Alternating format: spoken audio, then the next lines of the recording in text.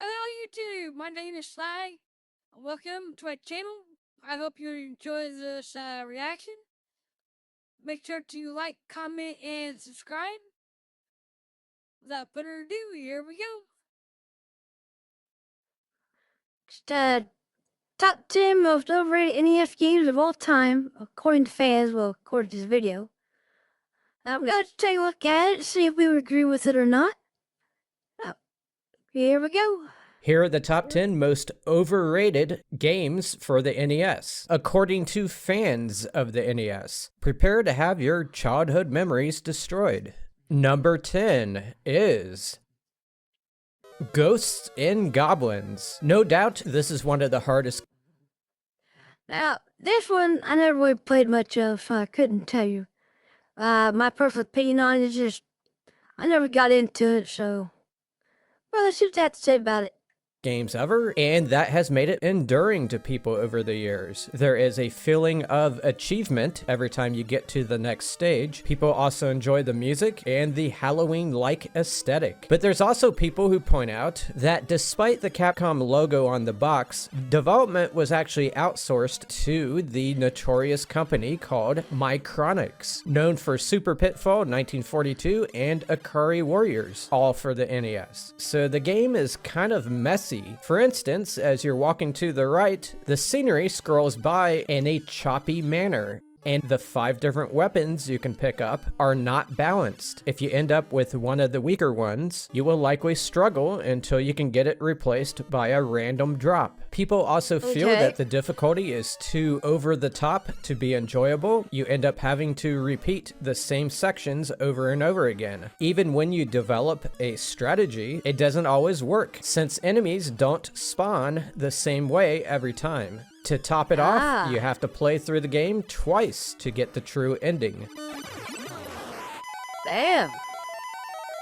Number 9 is... Now, to be fair, a lot of the classic NES games were like that.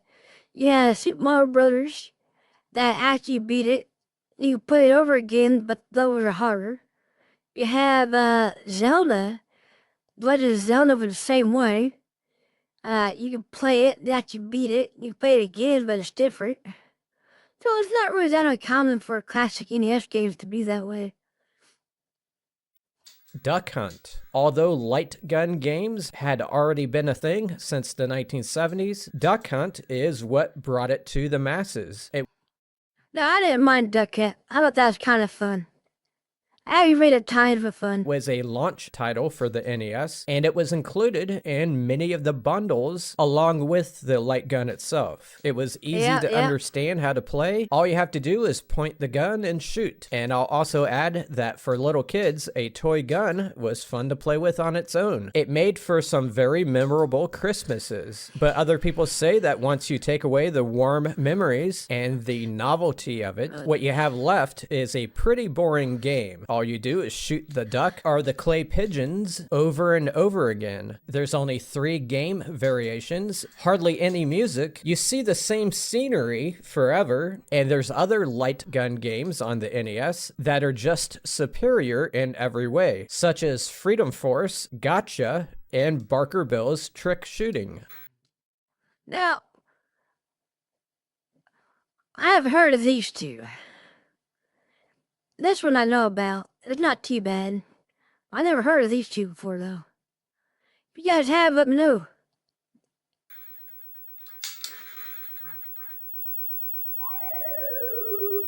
By the way, my name is Kevin, and I am just the messenger for this video. What I did is I went out to places where people were talking about overrated NES games, like on Facebook and Reddit and places like that, and I simply recorded the games they were mentioning. And I also took a look at what they were saying about those games.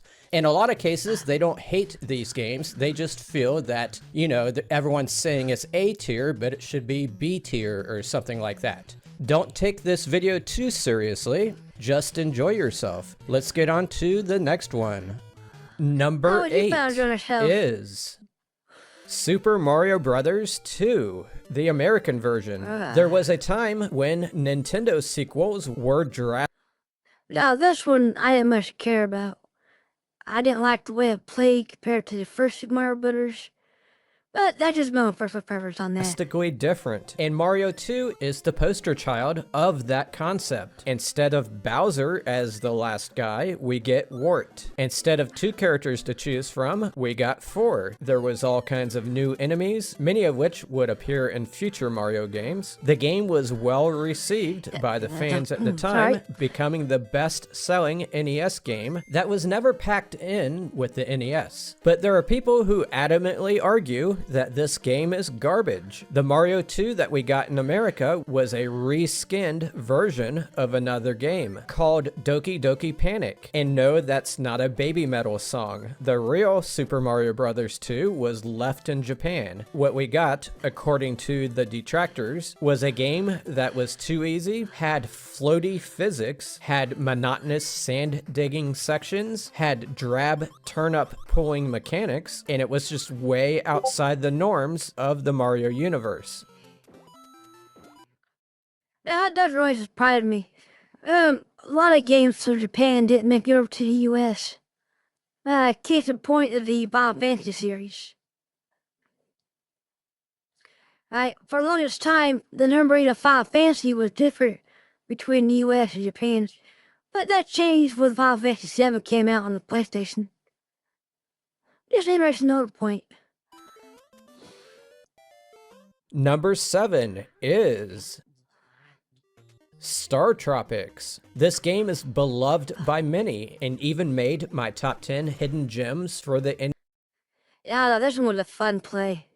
I enjoyed NES this one. video. And I'm not sure if you know the YouTuber NitroRad, but Star Tropics basically gave birth to his love of video games. Star Tropics is an RPG that takes place in a neat little tropical environment, and you get to use a yo-yo as a weapon. It's got a lot of unique things going on, but still manages to deliver a good RPG experience. But people point out it has some flaws. The controls are sluggish, the yo-yo has a limited range, there's a good number of unfair deaths, and when you die, it restarts you with a depleted health bar. Special weapons get taken away from you throughout the game. There are esoteric WTF moments that you have to do to advance the game, and you wouldn't know about them without a walkthrough. And they also say the game is too linear for an RPG, and the grid-based gameplay gets boring at times. Did I miss anything?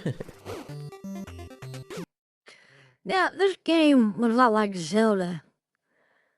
So, I understand when people might get bored of like the same type of game, but it really wasn't that bad.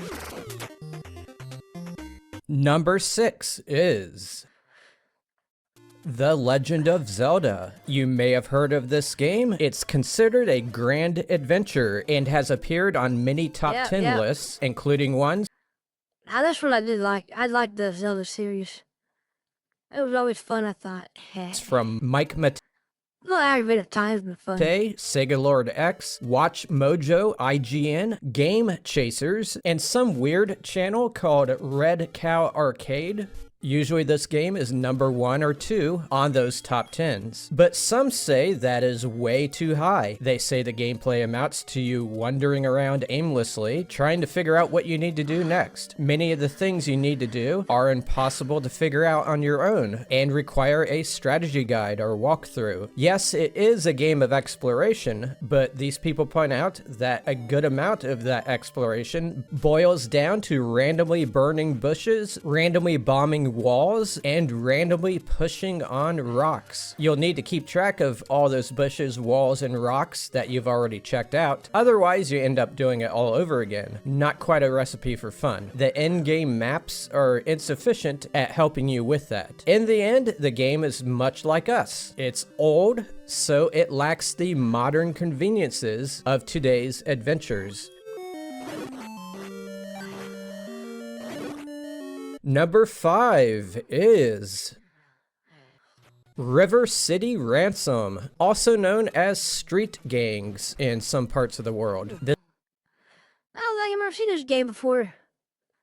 Interesting to hear what you have to say about it. This is kind of an open world Double Dragon. As you fight people, you earn money, which you can use to upgrade yourself. That aspect makes it tremendously replayable, since each time you play it, you'll learn more about what all these items do. And once you learn what the best items are, you can beat this game in an hour. Also, the fighting mechanics work well. It's got a lot of humor, and the music is just good. But there are people who play this game today and conclude that it's not as good as they remember. They say you have to grind way too much, making you have to kill people over and over again to obtain money, and then you have to go through the process of actually spending that money through the various menus. They also mention the graphics are blocky, the scenery is uninteresting, the animation is minimal, and there's a lot of glitching that happens while you're fighting. Also, if you're playing on the original cartridge, you'll have to deal with passwords that are 32 characters long.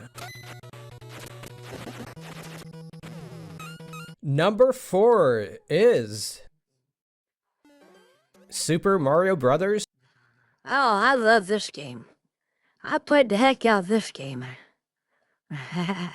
3. I'm not going to list all the good things about Mario 3 because you've already heard them. But needless to say, this game has been, and continues to be, one of the most praised games on the NES. But is it a perfect game? To some, it's not, because it has some noticeable flaws. And one of the biggest is that it doesn't have a save feature, or a password feature. For many NES games, that wouldn't be an issue, but Mario 3 takes about 3 hours to complete if you play it straight through without warping. That works against its exploration-centered gameplay, since if you explore a lot, it's going to add hours to a game that is already long. All this assumes you're playing the original cartridge. People also point out that the difficulty is uneven. Most stages are too easy, but there's a huge difficulty spike that happens in World 6. There's also an argument that the game emphasizes quantity over quality, having too many stages and having those stages be too short. Other complaints include bosses that are too easy, unenjoyable auto-scrolling stages, and the fact that you can't go back into levels that you've already completed.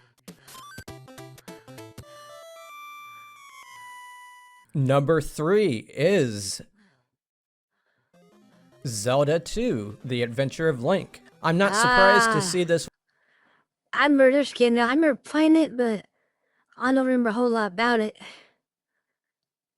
I know it wasn't as fun as I thought in the original Zelda, but yeah, they were trying something new. It wasn't bad, I guess. One here because Zelda 2 appears on my top 10 NES greatest games video that I posted months ago, and many of my viewers took issue with it being there. Regardless, large numbers of people enjoy playing this game since it's yet another grand adventure from Nintendo with high quality graphics and music. The controls are spot on with sword-based combat that feels original, and as you progress, you learn additional moves like the downward thrust and the upward thrust. Those moves are good in the bedroom too, but the detractors have a lot to say. First of all, this game tries to be part action-adventure, like the first game, and part RPG, like Final Fantasy. It's like mixing cold water with hot water and then drinking it. What's the point? It has a zoomed-out overworld that looks blocky, and there's very little interaction on it. It's just basically a means to have enemy encounters. Then there's the side view sections, and not everybody is a big fan of those. Enemies randomly change attack patterns, and their projectiles are annoying to deal with. Your sword is too short, and there's too many lava and water hazards that instantly kill you. When you lose all your lives, you lose all your XP, and it puts you back at the opening castle. And Ganon laughs at you when this happens.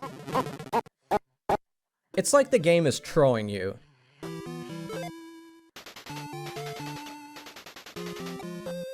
I'm now going to quickly go over some honorable mentions. These are games that just barely missed being on this list. And Okay, they are let's hear 'em. Excite Bike, Oh, that wasn't too bad. Ninja Gaiden, Okay. Not bad one either. Mega Man 2, Mega Man. Metal Gear, Castlevania,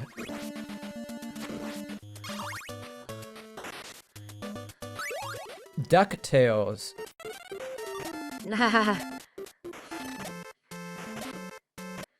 I'm never playing this one. That would coincide with the cartoons I watched when I was really young.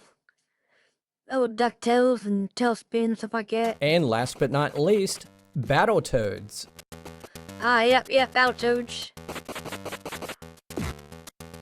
Hi, pal, how's Number it going? 2 is Super Mario Brothers. I the original Super Mario Brothers. It wasn't bad for the time. I mean, I like the console. That's one of the games that shipped with the console. I'm doing good. Thank you for asking. What? That's it? Are we doing this? Out of all the games on this list, this is the most historically significant. Yes, Mario did appear in previous games, but this one made him a celebrity, and it launched the core Super Mario Bros. Platforming series, which to this day has sold over 300 million copies. It was just fun to jump through the various stages, stomping enemies, breaking bricks, swimming through the water, defeating the Bowsers, and listening to the insanely addicting music. But people playing it today after all these years feel that it has not aged well. It basically boils down to two things. First off, the controls are a bit rough, especially when compared to the other games in the series. Mario has a heavy feel and you can't steer him very well when he's airborne. He also feels like he has, quote, permanent ice physics. Another thing is that worlds 6, 7, and 8 are too difficult to be fun. Specifically, people mention 7. Yeah, I know, right? Hi, Zeb. How's it going? I'm watching 10 most overrated NES games, according to fans. That about regular Super Mario Brothers right now. 4 as being an unfair maze that you have to guess your way through. 8-2 is infested with enemies, and 8-3 has ground-based hammer brothers that are hard to pass without the fireball.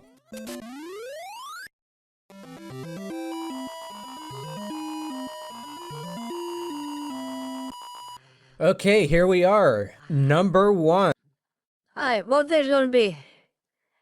We've seen 3 Super Mario Bros. Games so far. We've seen both Zelda games. We've seen Tropical Thunder. We've seen Metal Gear. Battletoads. What else we gonna see? 1 is Metroid. Even though this isn't my list, this game is close to my heart, so I alone will describe what made it special when I was a kid. First of all, the title screen music sets the mood for the entire game.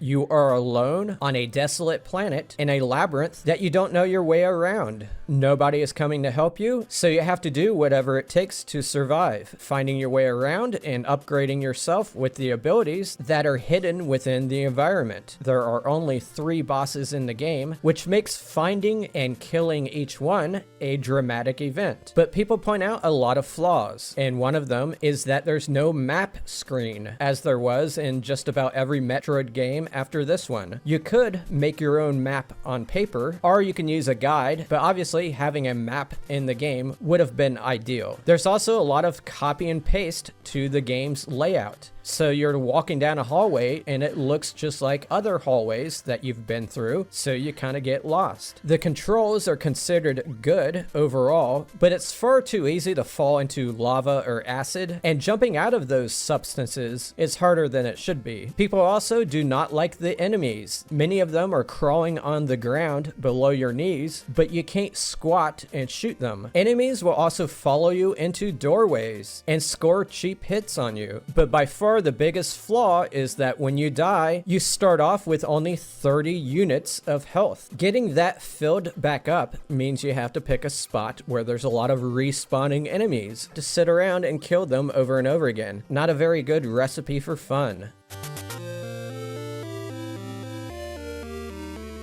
So, what did you guys think of this list? And is there another NES game? Yeah, I know, right? They wouldn't understand. Games back in the day were a whole different breed to what they are now. That's for sure. That you feel should have been on it. Thank you for watching. I'll see you in the next top 10. Alright, that was a fun little video.